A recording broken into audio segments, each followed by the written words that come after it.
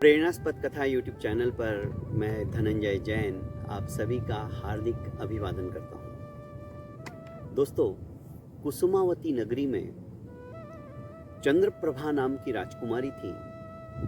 राजा की इकलौती कन्या, इकलौती लाडली, इकलौती राजकुमारी। दिलो जान से राजा उसे प्यार करते थे। फलस्वरूप स्वच्छंद विचरने के लिए उसे खुली छूट थी। ज्यादातर राजकीय उद्यानों में घूमने के बजाय जो जनता के लिए बनाए गए सुविशाल उद्यान थे, राजकुमारी वहां पे भी जाया करती थी। और वहीं पर मनु नामक एक लड़के से उसकी आंखें चार हो गई और धीरे धीरे कब प्यार में परिणित हो गई पता ही नहीं चला। घंटों दोनों बातें करते रहते, दोनों एक दूसरे से विवाह करना चाहते थे। एक दिन मनु ने राजकुमारी चंद्रप्रभा से कहा कि मनु, चंद्रप्रभा, तुम्हारा मनु मन ही मन घुटता हुआ महसूस कर रहा है। कब तक हम इस तरह से लुप छुप कर मिलते रहेंगे? मैं चाहता हूं कि हमारा विवाह हो जाए। पर चंद्रप्रभा ने कहा कि मनु, इतना आसान नहीं है जितना हम सोच रहे हैं, क्योंकि मेरे पिताश्री कभी भी तैयार नहीं होंगे मेरे कहने के बाद भी, क्योंकि मैं उनके स्वभाव से भली भांति परिचित हूं। मनु कुमार ने कहा, पर तकलीफ क्या है? क्या मैं शूरवीर नहीं हूं? क्या मैं दिखने में सुंदर नहीं हूं? क्या मुझे अस्त्र शस्त्र का ज्ञान नहीं है? इतना ही है ना, मैं एक साधारण घर का व्यक्तिमत्व वाला व्यक्ति हूं। हाँ, मेरे पिताश्री किसी राजकुमार के साथ मेरा विवाह करना चाहेंगे। वो कभी भी मध्यम वर्गीय किसी के साथ में जीवन भर के लिए मुझे नहीं बांध सकते। उदास हो गया मनु कुमार। इतना ही नहीं, राजकुमारी ने यह भी कहा कि मनु, जब तक तुम यहां रहोगे मेरा मन भी तुम्हें पाने के लिए लालायित रहेगा। ऐसा नहीं कि मैं तुम्हें प्यार नहीं करती हूं, मैं करती हूं, पर किसी दिन मेरे पिताश्री को यह पता चल गया तो हम दोनों को सजा मिलेगी, क्योंकि पिताजी ये सब कुछ बर्दाश्त नहीं कर सकते। मैं मुझे दी हुई सजा तो सहन कर लूंगी, पर तुम्हें यदि सजा दी तो मैं वो सहन नहीं कर पाऊंगी। मुझे क्या सजा देंगे? कारावास में डाल देंगे? नहीं, वो मृत्यु दंड भी दे सकते हैं और मैं ये बर्दाश्त नहीं कर पाऊंगी। इसलिए मैं हाथ जोड़कर तुमसे विनंती करती हूं कि तुम जितना जल्दी हो सके इस नगर से चले जाओ। दूर जाओगे, तुम्हारी यादें तो मेरे मन मस्तिष्क में, मेरे दिल में रहेगी, पर कम से कम हम बहुत बड़ी आने वाली आफत से बच सकते हैं। तुम्हें मेरी कसम है। जब राजकुमारी ने मनु कुमार को अपनी कसम दिला दी तो मजबूरन मनु कुमार को वहां से उठना पड़ा और अज्ञात दिशा में जाने के लिए वो उसके पैर चल पड़े। मंथर गति से चल रहा था, बार बार पीछे मुड़कर देख रहा था। राजकुमारी चंद्रप्रभा भी उसे देख रही थी। आंखों में आंसू थे, पर मजबूर थी। उसे डर था कहीं गुप्तचरों ने जाकर महाराज से कह दिया तो मनु कुमार को फांसी के फंदे पे लटका दिया जाएगा, और वो ये नहीं चाहती थी। इधर जैसे ही उद्यान से बाहर निकला और जंगल के रास्ते पर ये चलने लगा तो इतने में एक लड़के ने कहा कि पापा,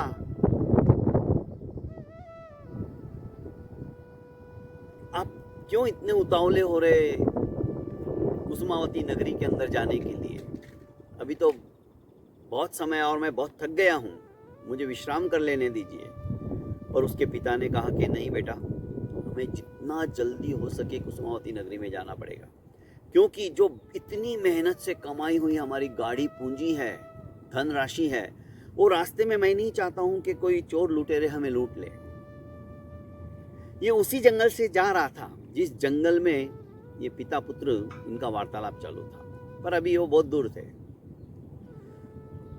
इतना कहना ही था कि झाड़ियों के पीछे छुपे हुए चोर और डाकू निकल पड़े, और वे कम से कम 8-10 थे और ये सिर्फ 3 या 4 ही थे। युद्ध होने लगा। इसने पिता को कहा कि तुम तो बहुत बड़े जादूगर हो, तुम कुछ भी कर सकते हो। पिता ने कहा जब सामने तलवार गर्दन पे कोई लगा दे तो उस समय जादू क्या सब कुछ भूल जाता है आदमी। फिर भी इस लड़के ने उन सभी चोरों से, डाकुओं से युद्ध किया, पर नाकामयाब रहा। इतने में मनु कुमार पहुंच गया। इसके पिता को इन्होंने मूर्छित कर दिया था, घायल कर दिया था। इस लड़के को भी, जो कि बोल रहा था जादूगर का लड़का, उसे भी उन्होंने आहत कर दिया था। सब धनराशि इकट्ठा कर ही रहे थे, इतने में मनु कुमार ने उन्हें ललकारा और अकेले ने उन 8-10 डाकुओं को बुरी तरह से मारा, एकाकी। सब भाग खड़े हुए। फिर जैसे तैसे उसने उस लड़के को जागरूक किया, उठाया, उसकी मूर्छा तोड़ी, उसके पिता के ऊपर भी पानी के छींटे मारे मुंह के ऊपर और उन्हें भी होश दिलाया। ये सब उठ के बैठे तो उसका पिता कहने लगा कि तुम सचमुच में बहुत बहादुर हो, बहुत शूरवीर हो, मांगो तुम्हें क्या मांगना है। मुझे कुछ नहीं चाहिए, ये तो मेरा कर्तव्य था।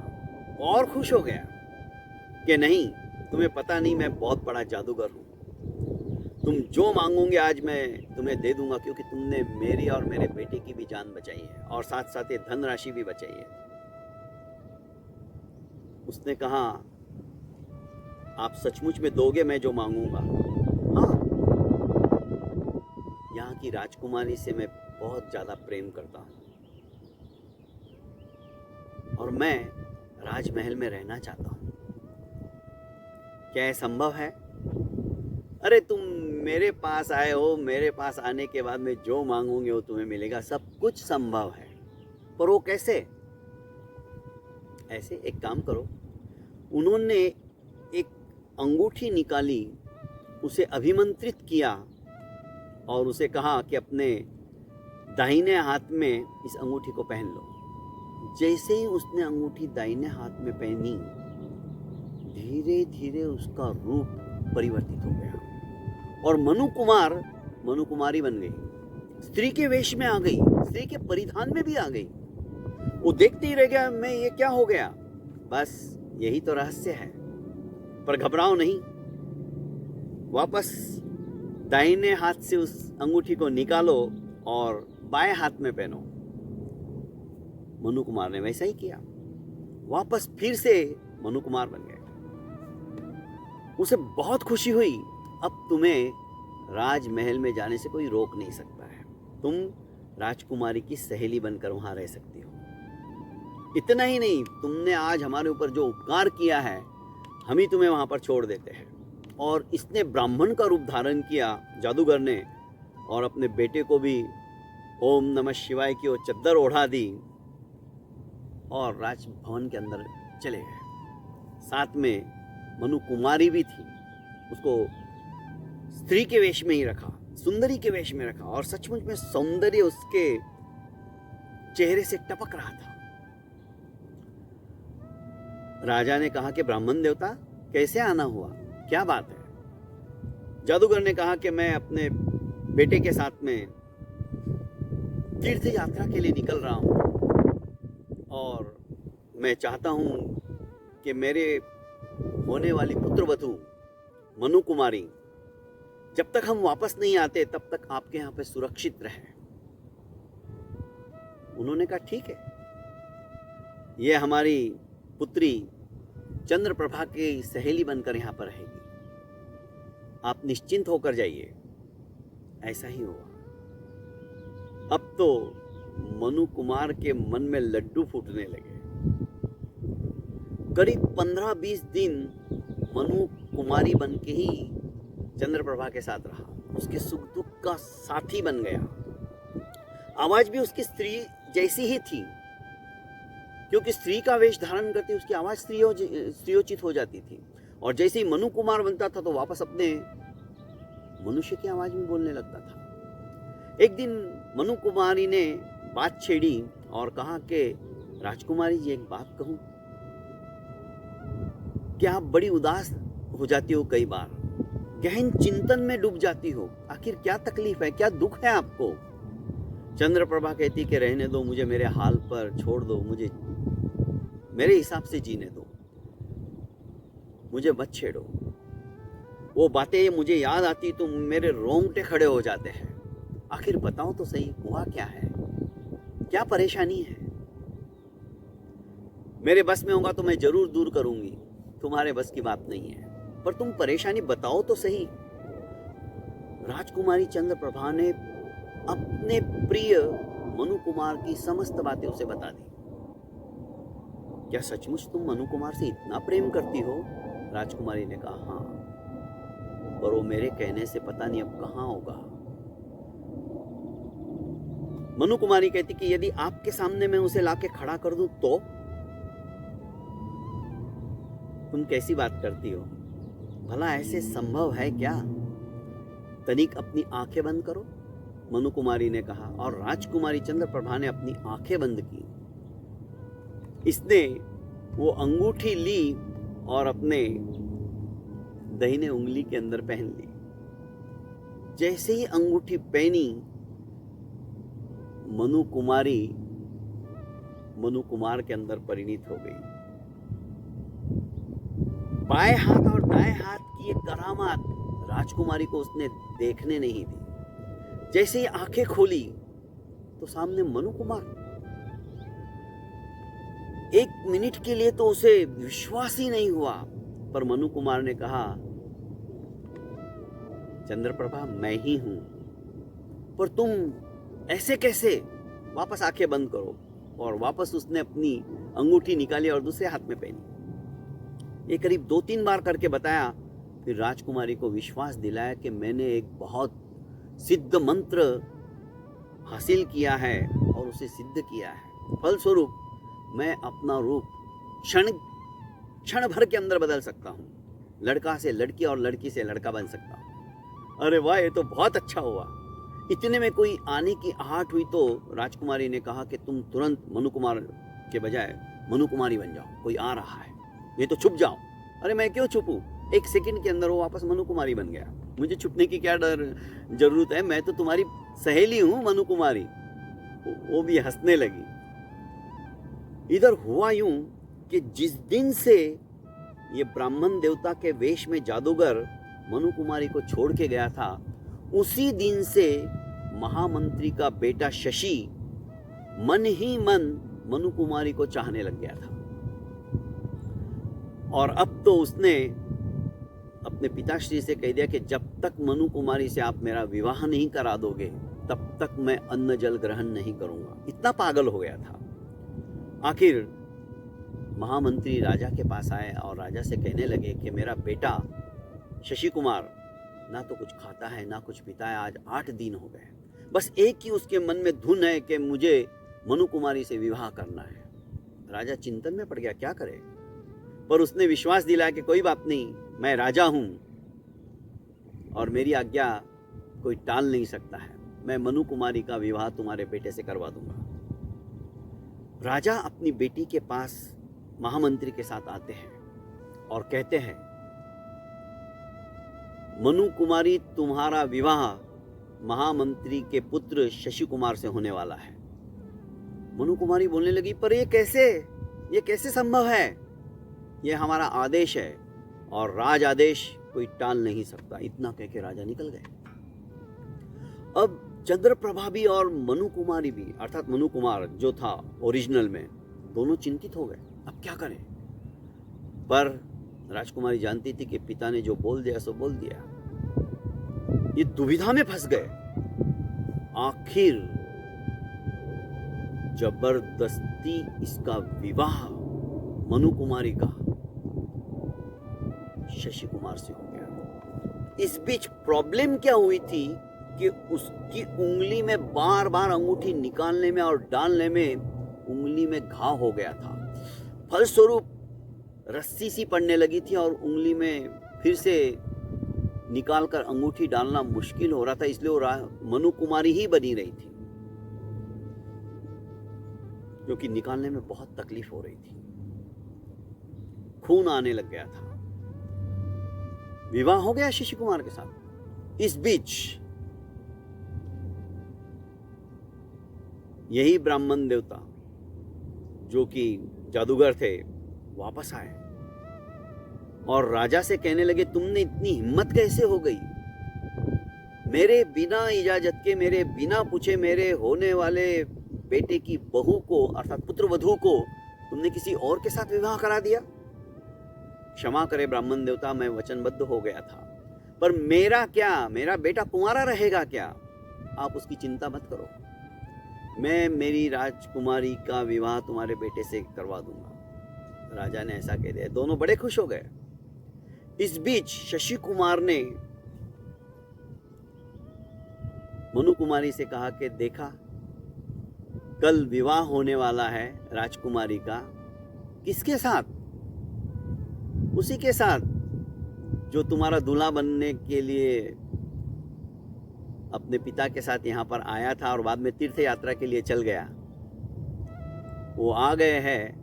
अब जब उन्हें पता चला कि तुम्हारा विवाह तो मेरे साथ हो गया, अब वो भी खुश, मैं भी खुश। मैं भी तो यही चाहता था। ऐसा नहीं हो सकता, पर होने को कौन टाल सकता है? बड़ी मुश्किल से इसने अंगूठी निकालने की कोशिश की, पर निकल नहीं रही थी क्योंकि घाव गहरा था। मनु कुमारी मनु कुमार नहीं बन पा रही थी। आखिर दिन व्यतीत हो गया। दूसरे दिन विवाह की घड़ी नजदीक आ गई और विवाह के विधिवत फेरे भी शुरू हो गए, मंगलाष्टक शुरू हो गया। सभी अक्षत फेंकने लगे। राजकुमारी का विवाह हो रहा था, सभी खुश थे। अंतिम फेरा बाकी था और वो भी करीब करीब पूरा होने आया था। इतने में ये तलवार लेकर आता है मनु कुमार। उसने जबरदस्ती वो अंगूठी निकाली होती है और फिर से खून निकल रहा है तो निकलने दिया और अपनी मनु कुमार की उंगली के लिए उसने दक्षिण दिशा में डाल दी। मनु कुमार बन गया। अंगूठी पहनते ही बाएं हाथ में मनु कुमार हाथ में उसी शशि कुमार की तलवार निकाली उसके म्यान से और उसको लगाते हुए कहा कि खबरदार, एक कदम भी आगे बढ़े तो, और विवाह वेदिका की तरफ भागा। पर तब तक सातवां फेरा भी करीब करीब पूरा हो गया था। फिर भी इसने ललकारा, ये विवाह मैं नहीं मानता। मनु कुमार की ही ये राजकुमारी पत्नी बनने की हकदार है, क्योंकि वो भी मुझे दिलो जान से चाहती है। तुमने मेरे साथ में धोखा किया है, अन्याय किया है।